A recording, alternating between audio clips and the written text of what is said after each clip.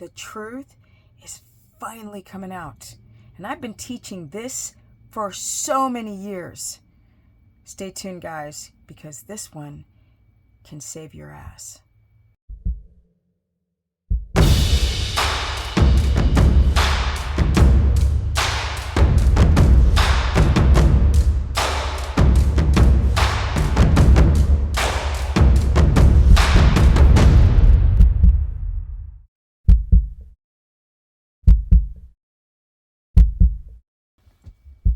Welcome, everyone. Welcome to my very humble channel and my very humble home. But let's get into it. Now, intermittent fasting, dry fasting, 48-hour fasting, all the fasting, the 1 meal a day, the truth is finally coming out that this shite fracks you up. Years ago, I was interviewed by a channel called High Intensity Health, and Mike Mutzel was a staunch, I mean hardcore promoter of fasting, all kinds of fasting, the garden variety, like you're going to a supermarket looking at like Fruit Loops box compared to Apple Jacks. Fasting, fasting, fasting. He came down, he interviewed me, and in this interview, he came down from Washington, by the way, state. And when he came to visit me, he looked a little rough around the edges. I use that term lightly. And he was a staunch promoter of all this fasting, especially 1 meal a day. But at that time, y'all were desperate. In today's show, let's talk about fasting and muscle. And one of the reasons why I don't do extended fasting anymore. As many of you know, fasting is counterproductive to preserving and building muscle mass. And we know that muscle is very important for longevity. Noticed he said fasting. He didn't say extended fasting. He said fasting. Preserving strength and muscle mass has many metabolic health related benefits. And I wanted to share with you just my perspective as well as some insights from a recently published paper titled A Muscle-Centric Perspective on Intermittent Fasting, a Suboptimal Dietary Strategy for Supporting Muscle Protein Remodeling and Muscle Mass. So as you know, intermittent fasting is very popular. I used to do extended fast. Every single quarter, I would do 3 days. Once a week, I would do a 24-hour fast. We called it Metabolic Monday. I still think this has metabolic health benefits for people that are morbidly obese, really overweight, sedentary. But absolute nonsense. He said, I think it still has benefits. That's a guess. If this did not work for you, my brother, how is this going to work for somebody who's metabolically inflexible, who's sick, who's got thyroid issues and blood sugar issues? You think that not eating is going to bounce the blood sugar? Aw, hell no. found over time, I just started to look weaker and I felt weaker in the gym.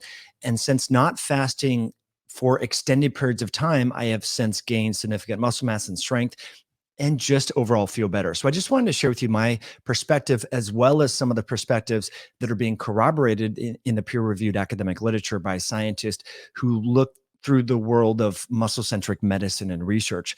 We've had many experts on the podcast, Dr. Gabrielle Lyon and Sean Baker, speak to the importance of muscle and muscle strength and preserving muscle mass and grip strength and overall strength as a proxy of, supporting health span. But let's hear what this scientists say, and I'll offer my perspective. And we're going to talk about how some of the benefits linked with fasting, i.e. low glucose and low insulin, are counterproductive towards muscle protein synthesis. And I want to share with you.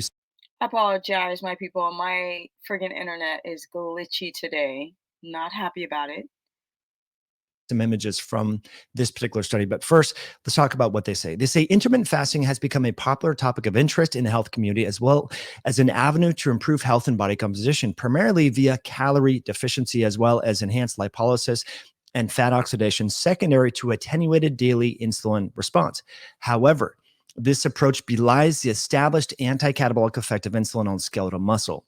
So remember, insulin helps to prevent muscle protein breakdown. So while it might seem favorable to drop insulin to the floor and glucose to the floor, that's going to be counterproductive productive towards maintaining muscle health because insulin has powerful anti-catabolic properties. The scientists say, more importantly, muscle protein synthesis, which is the primary regulated turnover variable in healthy humans, is stimulated by consumption of dietary amino acids, a process that is saturated at a moderate protein intake.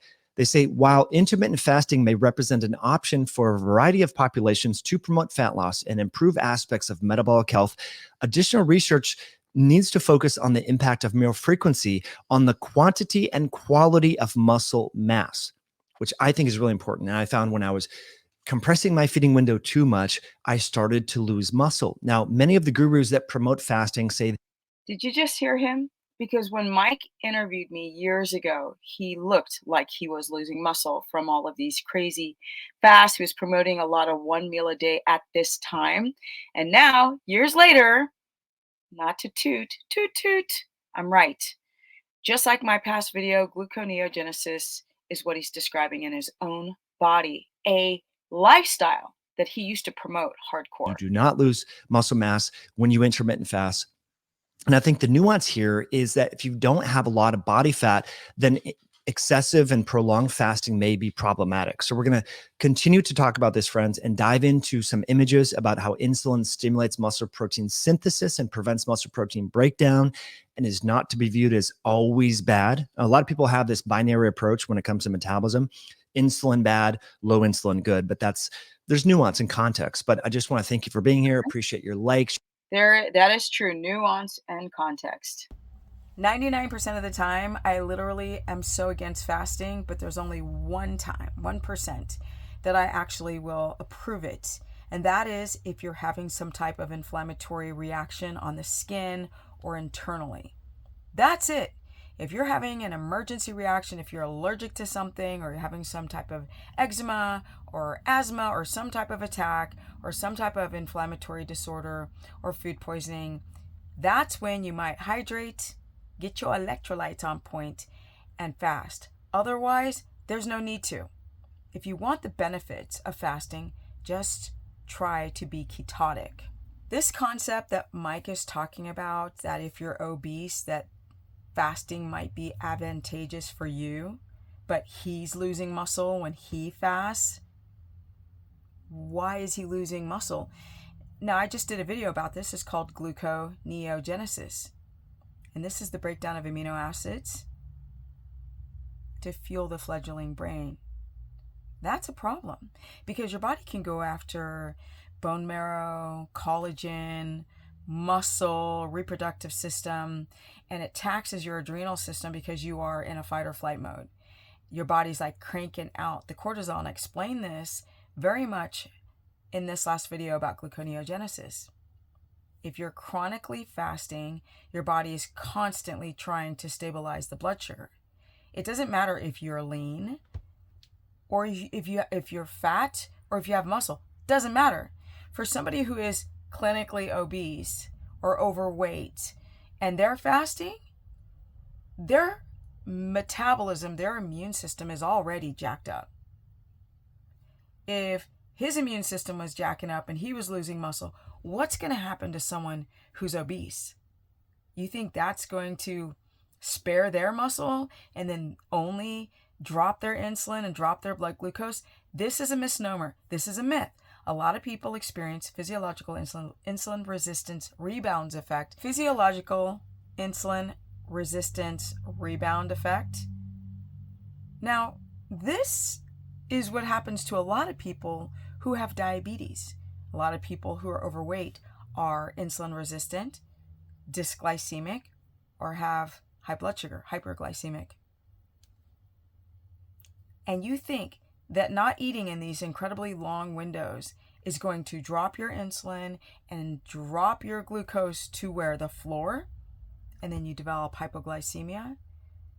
And then your adrenals start kicking in more and you're going down more of that metabolic pathway, and now leptin signaling is not working anymore and you start storing more fat, or you become estrogen dominant, or your progesterone hits the floor.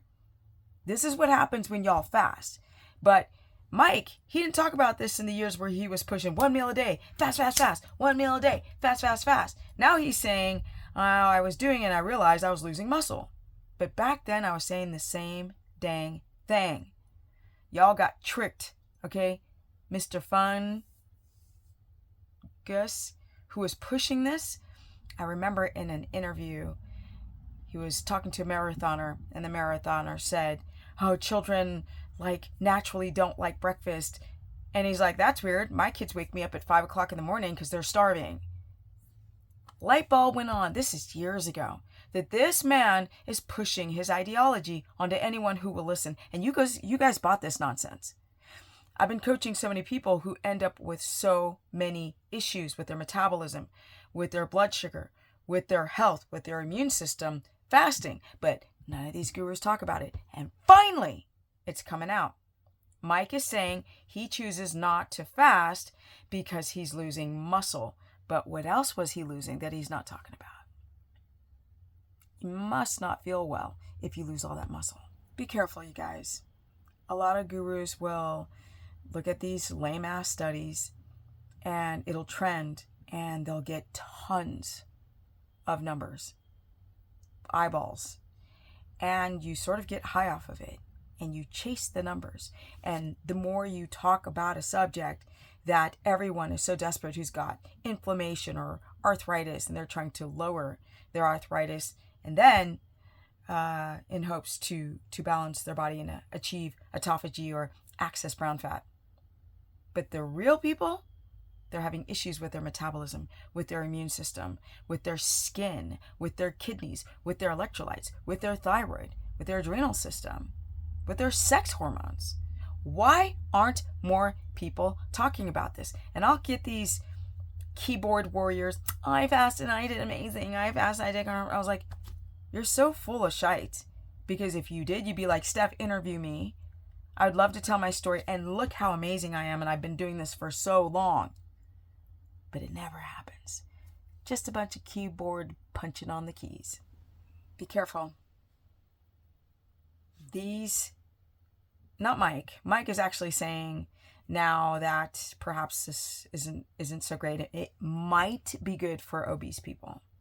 But the reality is there's no proof of that.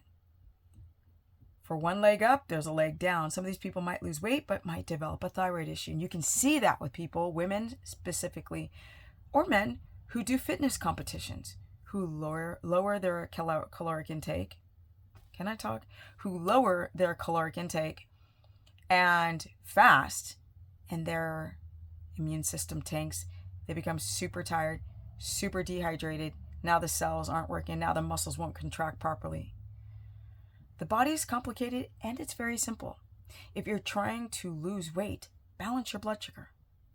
I love the idea of ketosis or being ketotic. I love it because fat as a fuel is more stable. Carbs are like adding paper to a fireplace that burn really high and then burn out.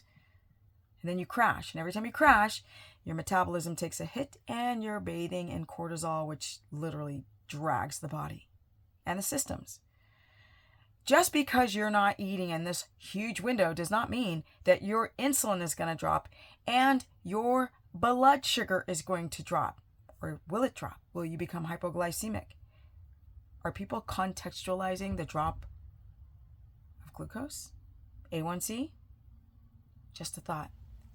The end message in Mike's video was that it's not always a good idea to drop your insulin to the floor, even though that's not happening with the people that I'm coaching. A lot of people with dysglycemia or blood sugar issues who are overweight, they develop higher diabetes or insulin resistance. Their insulin begins to skyrocket and their blood sugar as well. That is very rare that you find somebody who's got low insulin, low blood sugar just every day. But what he's trying to say is that you really don't want your insulin to drop too low, even though that's not what's happening to these people, because insulin helps spare muscle. So you're not catabolic. But that's a whole nother video. Like I said, love Mike. Sweetheart. Lovely guy. Love you, Mike. He is incredibly intelligent. He's got a lot of great content. Just this idea of fasting, I don't agree at all. Not at all. Except for now. Because now he's saying it's not good for you. all you have to do is wait a little bit. The same thing's going to happen with carnivore. It's amazing. And then I'm having problems. So be careful. That's my channel. Be careful. And if you're trying to lose weight or get rid of inflammation, fast for 24 hours, then stop and make sure you're on your electrolytes. Otherwise, try to balance your life. It's circadian rhythm. It's how slow you chew. It's your posture. It's detoxing, getting outside, vitamin D, and eating very high nutrient dense foods and loving yourself. That's how you balance your insulin and your estrogen and your testosterone and your blood sugar and your thyroid hormones. Get some vitamin D in them out. If you guys want to learn more, go to stephanieperson.com, book a consultation. I'm your girl. I'm going to keep it real and respectful. Also, I have a course page where I cover all 3 diets, carbs, keto, and carnivore, to make it simple. And signups for the challenge will be coming around the corner, so stay tuned. Peace.